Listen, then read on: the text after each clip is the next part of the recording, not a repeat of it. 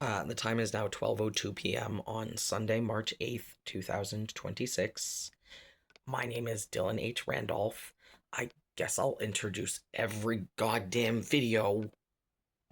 Oh, wait, when I don't do an introduction, it's because I've either already worked myself into character and want to just get the scene recorded, or I'm actually dysregulated and having mental health symptoms and recording so that I can see what happens while I am psychotic. Good luck figuring out which is which. I record both so that I can, like, realistically write fiction scripts. Like, I'm doing really intensive psychological case study work on myself and also using that to write horror stories. I've always been a writer. I have always liked horror until I could not stand to listen to the sounds of human suffering anymore. I just couldn't stand. I couldn't stand to look at it. I couldn't stand to hear it. And everything Mara wanted to watch was just gory, violent. And I could not tolerate any more human suffering. Like, I burned out as a therapist. I overworked myself, absorbing human suffering. I am an empath. And, like, I don't care if you believe in empaths and absorbing energy or not.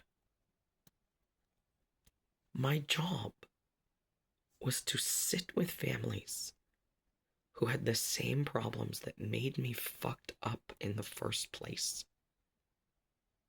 Watch them reenact the same fucked up patterns. And then calmly reassure them and help them learn how to not do that anymore. Just generally speaking, that was my job. Was to it because it didn't matter what the specifics of the family were. I came from an abusive family and have experienced most kinds to some severity of abuse. It was my day after day was, yeah, I remember when that hurt. Yeah, that hurt. Yeah. And but as an adult, just sitting there calmly and being like, yeah, I can just see everything that is happening in front of me. Can see the dynamics. Just yep, this is the tension. There's the tension. Yeah, no, Dad didn't notice when that happened over there. This one's focused on that one. I would just sit there and observe families for a little while they bickered back and forth so I could get a feel for what it was like. And you're like, okay, yeah, no, I see the power dynamics here and the alliance there. And, just observe them in their own environment. That's why I was really good at it. Was I just sit there and like, okay. My favorite thing was like bring in, like, because I wanted to be like, let's see what your dynamics are like when you're at least trying to get along and be a happy family. So my whole thing was games. I'd get to, because I had like just a ton of games. I love games, so I'd like get to know a family a little bit and be like, all right, this family will do with this game. We'll do this game. We'll do this game. Usually, stuff like Uno, Phase 10, just go fish depending on the age of the child, just because, but like basically having anything in between us so we don't have to be looking each other in the face, and we're playing a game, we're supposed to be having fun, but also it's competitive. I want to see where the competition comes in and where the power dynamics play out. Like, I just very easily just like, let me just put you in a social situation and observe your social dynamics. I was extremely good at what I did because I could just, yeah, okay, so this is because my client was always this is the one we've decided is the problem. Okay, what else is going on? Who else is in the house? That's the loud one who's actually the problem, because the child is not the problem. The child is the alarm that there's a problem in the house, and it's never one problem. It's a web of problems that if you can just like, yeah, no, okay, so that's the one they've chosen to rally around because that's the one who's sending out the most cries for help. Look at family therapy from that dynamic. It's not that you're fixing that child. That child was willing to raise the alarm. Something's wrong and we need help. There's your black sheep. There's your problem child. We were trying to tell you however we could, however we did. We were trying to tell you something wrong and we need help. So, on behalf of everyone who actually did shoot up their school, actually did blow up their school,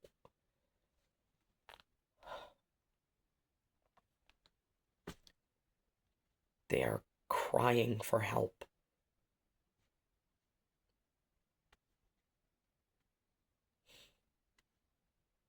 And are being met with rejection, hostility,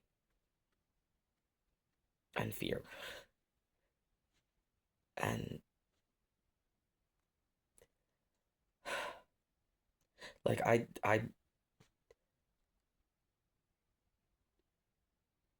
decided to get into social services when I was 14 because I was like, this system is so fucked up.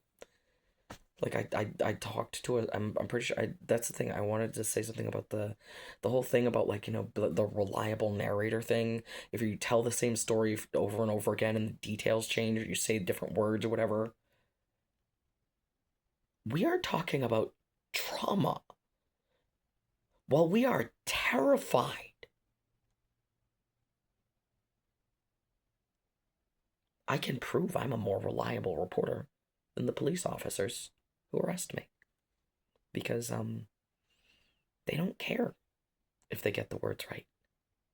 They don't care what is being said.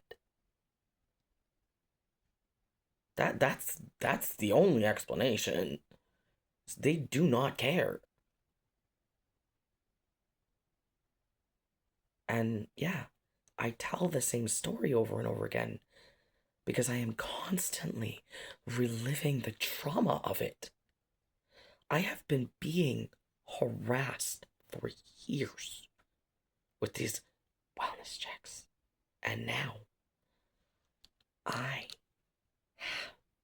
have evidence that a white woman, after hearing me explain that I felt I was being targeted with unnecessary wellness checks, and that I perceived it as anti-Black American domestic terrorism, after knowing that information directly from me, that woman chose to participate in that. And then later fabricated a story about having witnessed me become violent. I can just prove that with their documentation. What comes out of my mouth when I am obviously very upset may or may not be accurate. But if I repeat the exact same string of words verbatim multiple times, and it's the same every time, that might indicate I'm a fairly reliable reporter. So, my current favorite is jump up your own mom's vagina and then pirouette delicately out your own father's asshole.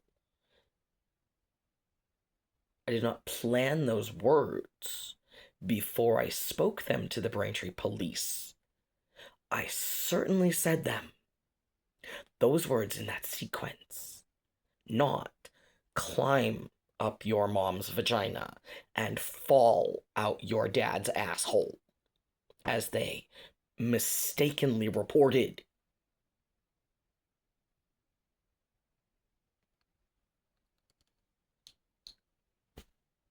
They laughed when I said it too, because that was obviously the end of what had been. They were giggling nervously through the rants.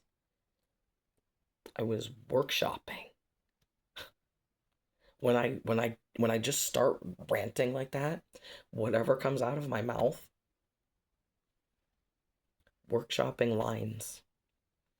Done that my entire life. I script what I will say before I say it. Stand in front of a mirror, put it on camera. I have been training to be an actor my entire life.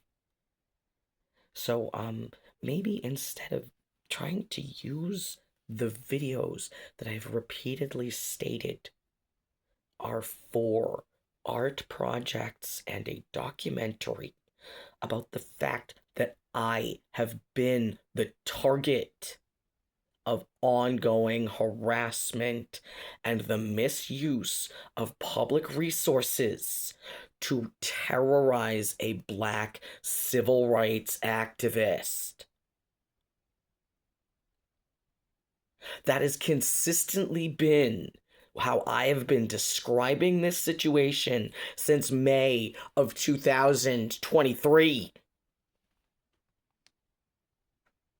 The description has evolved slowly over tellings to make it more palatable, more easy to understand.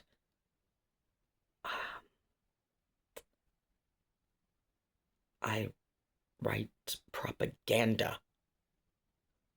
Is that like persuasive? Like you trying to use the art I am making to help improve public safety, and I'm constantly talking about it specifically in the interests of protecting the police by teaching them how to interact with me safely without traumatizing me further. Like I just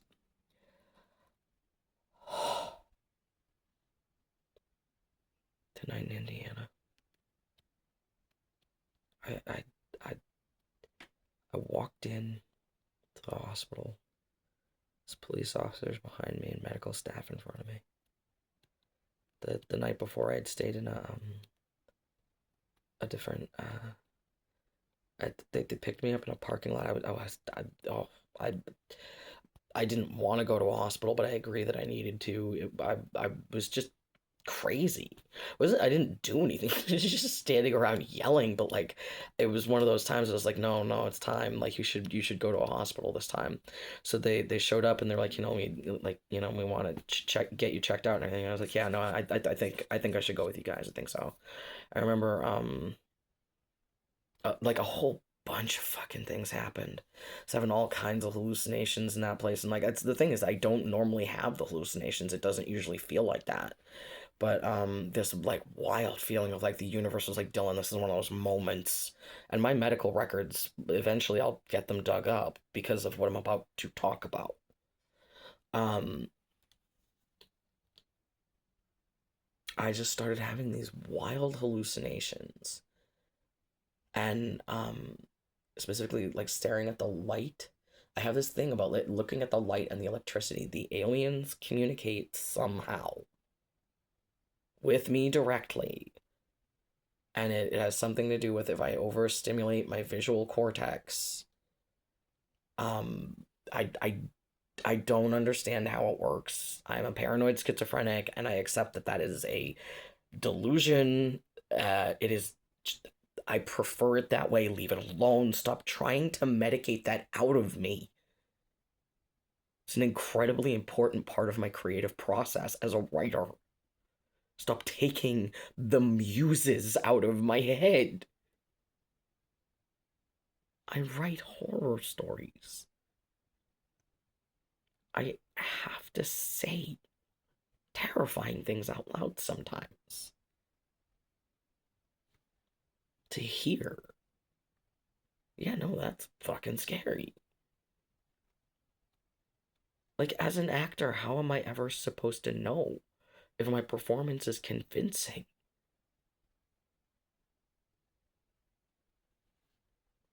If how am I supposed to perform as an actor if I don't say the things out loud? Like in the police report, they say something about like how I stop in the middle and say like do people believe that? Like, is that, am I really gonna do that? Or because I've been threatening this for a while, like, am I gonna do this or not? That was like, I don't, and that's the thing is that I was dissociated, so like I don't fully remember that video, but I know that I've programmed myself hypnotically for when I intentionally dissociate and start recording the disturbing thoughts out loud for the films that I am making. Been talking about making these movies for years. Started doing the recordings before I could explain why on earth I would record my own psychotic breaks. Because there was a long time where I was blacking out and I didn't know what I was doing. And I was afraid I was going to hurt someone. Like, I started trying to record myself while I slept at all times to make sure. Because I am trying to prevent violence. I am horrified by the violence that I hear about happening in the world. And I am afraid that I will feel compelled to participate in it, because sometimes it feels like something takes over my body and makes me do things I don't want to be doing.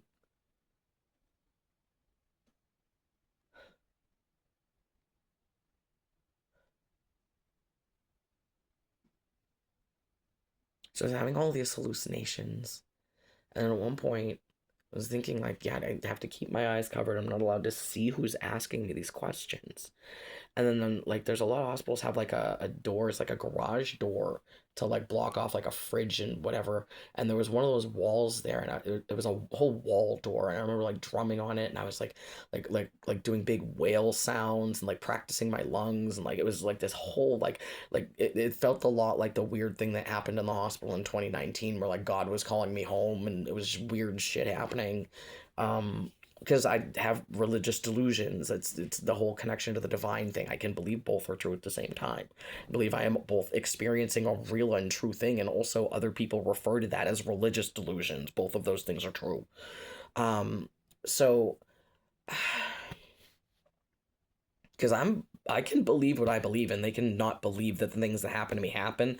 I'm gonna go with no. I remember my own experiences, and I don't care if other people don't believe in God anymore. I don't care about that. That's not my problem. I know what I've experienced in my own life, and no, I can't explain it. That's why I keep trying. I keep trying to explain it so that I will understand it. That's why I keep telling the same stories over and over again. Other people think that I am just rambling incoherently because they can only hear a very small part of absolutely everything that is going on in my head at one time. And even if I'm just sitting perfectly calmly on the ground and tell them out loud, no, I'm just overtired and I just need to be allowed to go to sleep in my own bed and I'll be fine. They use, like, he just talks a lot. Like, I just talk to myself a lot. Because I am lonely and I am an auditory processor. Like, non-verbal autism, right? Hyperverbal autism. Both communication difficulties. Let's see, what was that in the video I posted recently ranting at Jen? Because I want to wrap this up at 20 minutes. I don't like to let them go too long. But I did like an hour and a 20-minute, and like I do 30 minutes every now and then when I just dissociate and forget to stop talking.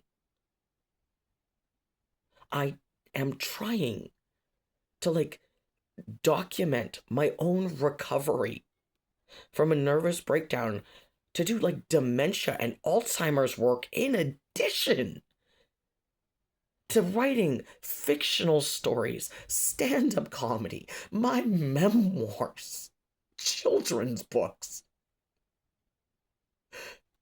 I'm just intensely creative.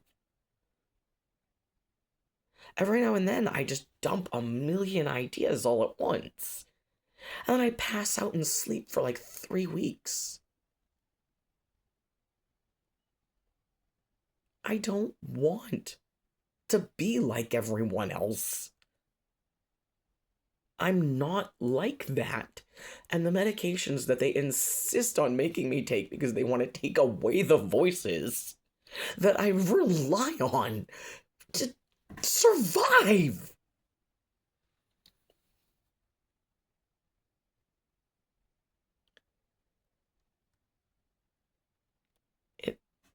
The antipsychotics that people want me to take, the mood stabilizers that people want me to take, rob me of my own experience and make it more likely that I will harm someone else impulsively, because the voices that tell me not to do bad things are the ones that get suppressed.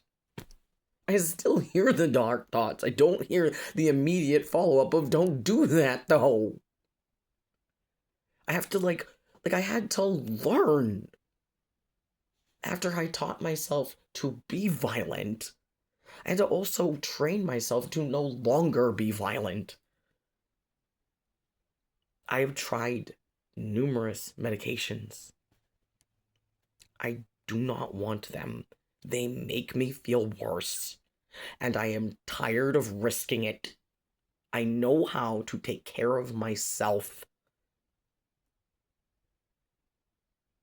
And I have been being discriminated against for my disabilities and my religious beliefs.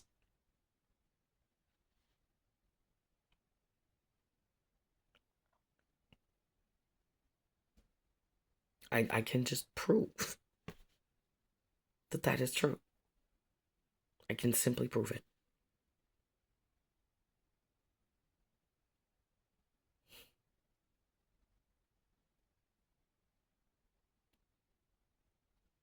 Can prove that my rights have been being violated.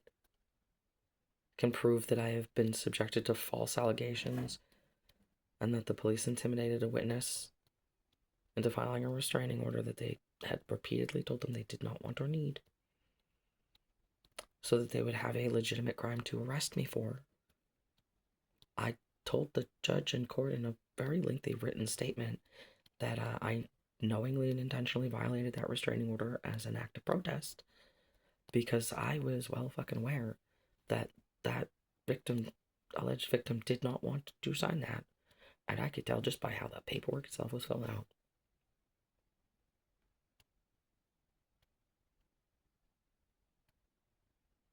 I've been publicly posting for years about how I am a civil rights activist and a refugee from anti-Black American domestic terrorism. The police refuse to acknowledge that I say these things. Generally, I've spoken to officers who are willing to acknowledge that no, that people are using us again as a weapon to terrorize you. Because that's the thing, is that the individual police officers who are summoned to the location, they're not, the ones that have actually been summoned to my location, I don't think they are active terrorists. I don't think they're actively participating willingly. They are being used as a tool to enact terrorism.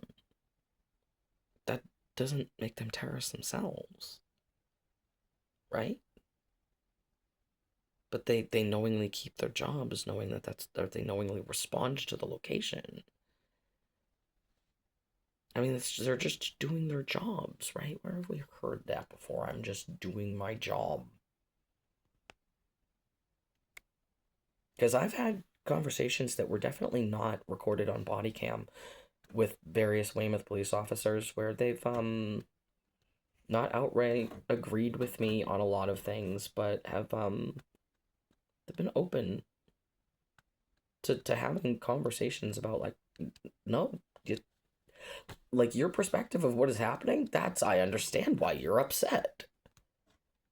One interaction that should have been recorded was a police officer actually explaining to an EMT that yelling and screaming is one of my coping skills, and that that's not automatically a reason to send me to the hospital.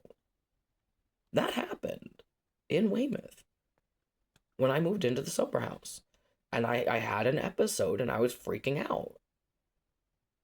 That I was paranoid and upset, and I needed I was having a medication issue.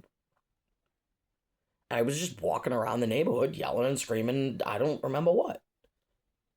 And someone in the neighborhood called for services. The police came. I remember I was joking with I forget what his name is. That might have been Officer John, actually. I was joking with him about how he just wanted me to stand still because he's a bad marksman. Like, I literally make these jokes to the police while they are screening me. It's part of how they can tell whether I'm okay or not. Is like, how outlandish is what I am saying? And how distraught do I sound while I say it? Because they didn't always insist that I go to a hospital when they would come to the house. Sometimes the officers would show up, they'd talk to me,